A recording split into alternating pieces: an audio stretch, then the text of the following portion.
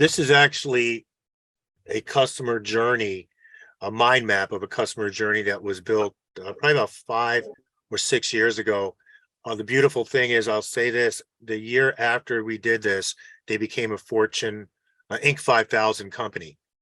And we really think it was because they were able to become much more efficient and have a better defined customer journey. So, this looks like, a train map actually, but It's a to little intimidating to get started, but it really is. It really is. But if you break it down to its yeah, most basic form, we're looking at, this is the company in the middle, and you have a service. You have service number one that we provide, service number two.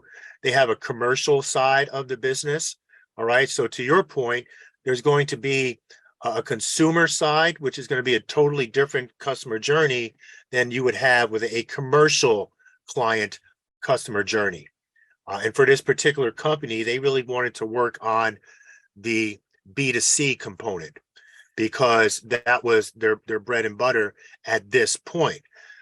And basically what they did was they walked through, okay, what are going to be touch points, human touch points? When are we going to have appointments scheduled? When are we going to send a proposal?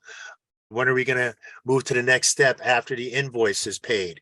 You see right here, this is where they define that they want to have a human touch point so that they can connect with their audiences. And, if I kind of go back in time, I remember a conversation with a kid. He was, I think, about 24 years old. He became one of the biggest influencers on LinkedIn. And I remember interviewing him in a parking lot on my phone. And he said, if you can build a community, you can monetize a community. I never forgot that. And this is what you're doing with a customer journey.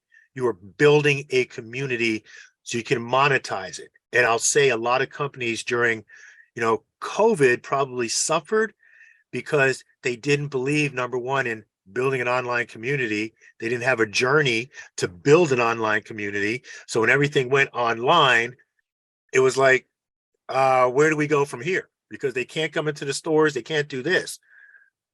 So this is just a very complicated example, but this walks them through from being a prospect to the point they actually become a client, and at which point they are now invited into an exclusive Facebook group. So they've mapped out the entire process, and there are no questions what steps and to take next and who's involved in each step along the way.